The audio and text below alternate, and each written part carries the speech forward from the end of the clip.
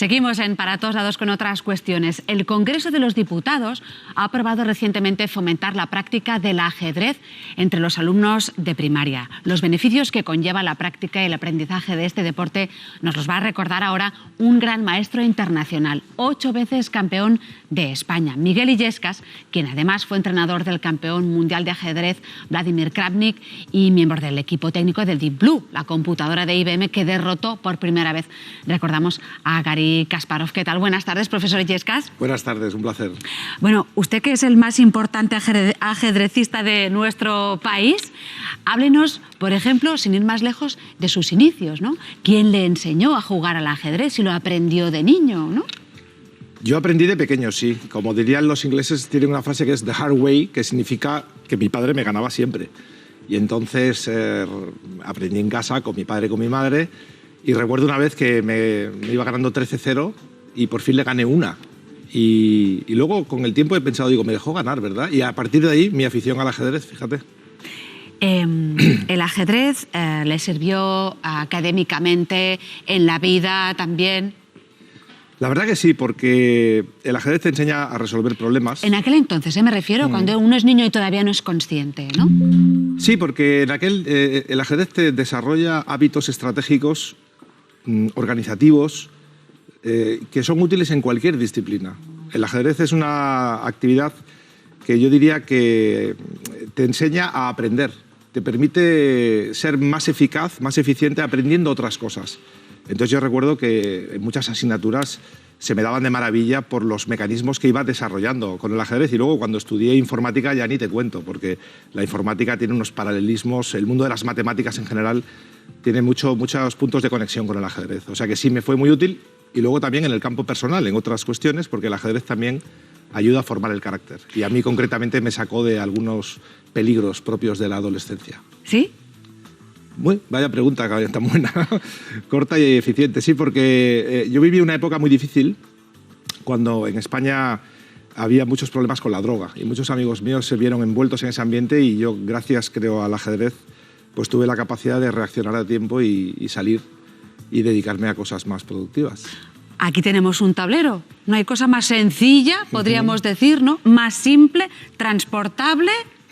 Y enseguida está uno operativo, y en su libro Jaque Mate, por ejemplo, nos comenta, nos recuerda, en este caso, que en el ajedrez, como en la vida, la técnica no basta para conseguir el éxito. Hay que desarrollar otras cualidades, empezando, por ejemplo, por la empatía, por la intuición, la creatividad, la originalidad.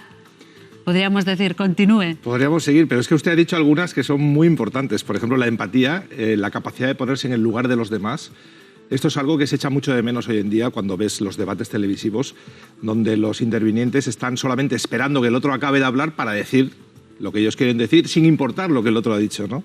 El ajedrez te obliga a escuchar, te obliga a prestar atención a lo que tu rival dice. Lo dice por medio de una jugada, y si no intentas adivinar qué quiere, qué pretende, pues no tienes éxito, y eso lo aprendes de nuevo de una forma muy empírica, jugando, ganando y perdiendo, ¿no?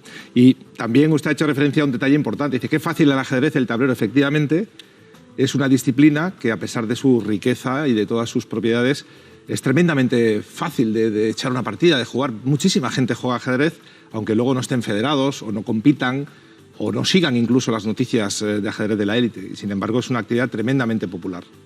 Hay veces que, recordando esta importante noticia, ¿no?, que se ha decidido que se fomente la práctica del ajedrez entre los alumnos de primaria, a veces, como decíamos, que el ajedrez pues quizá tiene esa imagen de estar vinculada a cerebrines, ¿no?, a niños empollones o a niñas así frías, calculadoras. ¿Qué podríamos decir sobre eso? Sí, es verdad que durante una época el ajedrez estuvo, además la élite ajedrecística eran soviéticos, y entonces los soviéticos no estaban a la última moda, vestían con jersey, gafas, una imagen muy rígida, muy académica, ¿verdad? Por no decir rara. Sí, el ajedrez se asoció a toda esa imagen, pero recientemente eso ha cambiado. Hoy en día los mejores jugadores del mundo son todos muy jóvenes, la mayoría menores de 25 años, chicos de su tiempo. Y esos tópicos se van desterrando poco a poco, la verdad. El ajedrez tanto vale para un niño o niña que sea, podríamos decir, muy intelectual, pero hay otros que son creativos, también encuentran su espacio en el ajedrez. De hecho, el ajedrez ayuda a encontrar el talento de cada persona. Se puede jugar bien ajedrez y hay muchos caminos para conseguirlo, no necesariamente uno. Por tanto, yo creo que en el campo de la educación, si el educador es bueno, el ajedrez le permite realmente aumentar la autoestima de los alumnos y encontrar lo mejor de cada cual. O descubrir que no todo es blanco o negro, ¿no? Sí, desde luego también te convierte en una persona, la persona que juega ajedrez es muy crítica y podríamos decir, no te crees todo lo que te dan por sentado. Yo recuerdo una vez que jugaba con Anatoly Karpov, el gran campeón, y le dije, oye, esta jugada no la ha hecho nadie. Dice, bueno, pues ahora ya la he hecho yo. Como diciendo, confías en tu capacidad para crear, para innovar, y no necesariamente estás sujeto a los dogmas que te impongan. Por tanto, sí, el espíritu autocrítico es una de las principales ventajas que tiene jugar ajedrez. Qué lujo, ¿no? Poder hacerle ese comentario a un jugador de esa talla, ¿no? Bueno, yo pagaba mi precio, que me ganaba casi todas, o sea que él se lo pasaba bastante bien también. Se acordaba uno de su padre, bueno, en su caso del suyo, ¿no? Amistosamente, sí, amistosamente. Bueno, hablando de nuestro país, del nivel educativo, ¿está a nivel de otros países del mundo? En el caso del ajedrez, ¿somos competitivos en esta disciplina? Sí, entiendo que su pregunta se centra en el ajedrez, porque es bien sabido que en otros aspectos España, desgraciadamente, no está al nivel de otros países, ¿no? Los informes PISA. A mí realmente como ajedrecista me llena de orgullo y me ilusiona que precisamente gracias al ajedrez se han puesto de acuerdo todos los partidos del Congreso de los Diputados, se ha votado por unanimidad esta propuesta. Y espero que efectivamente el ajedrez realmente finalmente llegue a estar presente en las aulas, porque creo que sería un paso importantísimo en la educación. El ajedrez en España actualmente, la situación que vive, podríamos decir que ha pasado años de gloria que tuvo, cuando se jugaban aquí los mejores torneos del mundo, luego poco a poco fue decayendo y ahora, sin embargo, el desarrollo principal se da a través de Internet. Internet, el ajedrez ha encontrado ahí un espacio de desarrollo formidable porque se adapta, vamos, como anillo al dedo. El ajedrez se puede jugar perfectamente y enseñar. Y de hecho, si se hiciera esto de llevar el ajedrez a los colegios, habría que usar Internet para formar a los profesores. Haría falta muchos profesores y Internet sería la herramienta perfecta para formar a este personal. Hablando un poco de las desventajas del ajedrez, ¿no? Por ejemplo, los automatismos o las reacciones automáticas pueden volver prisioneros a los jugadores y hacer jugadas que han funcionado previamente. Eso pasa como en la vida, ¿no? Exactamente. Un poco. Sí, en la vida el peligro siempre es el caer en la rutina, pero también las personas necesitamos rutinas. Tenemos que tener dónde agarrarnos. No podemos estar 24 horas al día sometidos a un estrés de decir, ¿y ahora qué haré? ¿O esto cómo lo voy a hacer? Por tanto, el ajedrez sí que te ayuda a encontrar ese equilibrio entre aquellas rutinas que son necesarias y que tienes que aplicar, pero también a mantenerte despierto y atento a cualquier posible mejora, a cualquier posible cambio, a decir esto que siempre ha funcionado quizá hoy no funcione. Y yo creo que, bueno, es famosa el aforismo que dice que en ajedrez lo fácil es conocer las reglas y lo difícil que te convierte en maestro es comprender cuándo hay que hacer excepciones.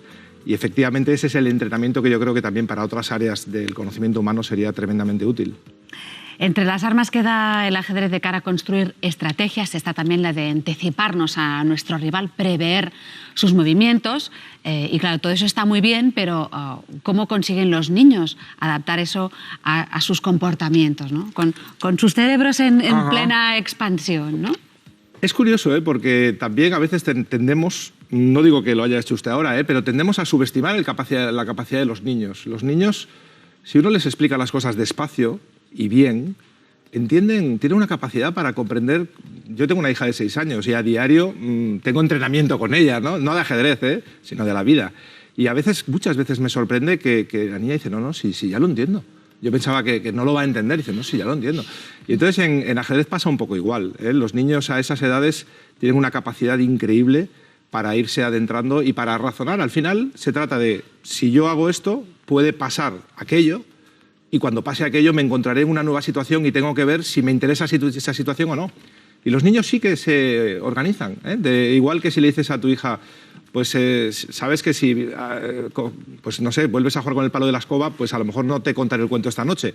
Entonces los niños esto lo desarrollan más y son capaces de crear muchos, podríamos decir, entramados complejos desde el punto de vista cognitivo. Y el ajedrez, desde luego, les ayuda también. Y con la cantidad de estímulos que tienen hoy en día los niños, ¿no? El ajedrez tiene que convivir pues, con a luz de información de tabletas, de otros soportes, de cosas muy inmediatas, muy rápidas, ¿no? ¿Cómo puede ayudar el ajedrez, tal y como está hoy el mundo de los niños? Sí, yo creo que acabas de decir algo muy importante, que es cómo adaptamos la educación a las nuevas tecnologías. Es un peligro el no hacer un buen uso de todas esas herramientas que se nos ofrecen. Y la desgracia, lo triste, yo creo también que nosotros, al menos yo, con casi 50 años, somos padres no tecnológicos. Yo no tengo que aprenderlo todo y no hay unas normas, no hay una etiqueta, no hay un protocolo de actuación. Entonces yo creo que sería también muy importante que las autoridades educativas empezaran a tomar cartas en el asunto, empezar a ayudarnos a los padres a decir cómo deben usar nuestros hijos la tecnología. En este aspecto, claro, el ajedrez es realmente mano de santo, porque aun estando integrado, los niños pueden jugar en un iPad, pueden jugar en un ordenador, en un PC, en un móvil, pero sabes que tu hijo está haciendo algo positivo, porque no es un juego adictivo, no es un juego mecánico y aporta muchísimas cosas valiosas. Con lo cual yo creo que no solo el ajedrez, la música, el arte y muchas otras disciplinas tendrían que ir siendo cada vez más integradas y más valoradas dentro de todo lo que es la educación. Miguel, usted fue uno de los consultores de IBM que programó el ordenador Deep Blue, que derrotó por primera vez en la historia a Garry Kasparov en mayo de 1997. ¿Por qué perdió en aquel entonces Garry Kasparov, o cómo consiguió humanizar a un Deep Blue? Sí, yo estaba con los malos, porque era la raza humana contra los malos, ¿no? Que éramos el equipo de IBM. También éramos personas los que estábamos ahí trabajando, no era solo la máquina, éramos un conjunto de ingenieros, grandes maestros. Kasparov perdió porque supimos explotar su único punto débil. Y el único punto débil de Kasparov quizá era que sabía demasiado. Y entonces quizá pecó un poco de arrogante, pensó que iba a ganar, y cuando tú das la victoria por sentada, muchas veces es que has dado un primer paso hacia la derrota. Entonces yo creo que Garry en aquel momento se sentía muy superior y luego se llevó una gran sorpresa cuando comprendió quizá demasiado tarde que la máquina había aprendido mucho desde la última vez que él había jugado con ella. Y ese fue quizá realmente lo que desequilibró el encuentro. Bueno, nunca es tarde para aprender, en este caso con el ajedrez. Ahora los niños y niñas de primaria lo tendrán muchísimo más fácil. Gracias a Miguel Illescas. Gracias a vosotros por ocuparos del tema.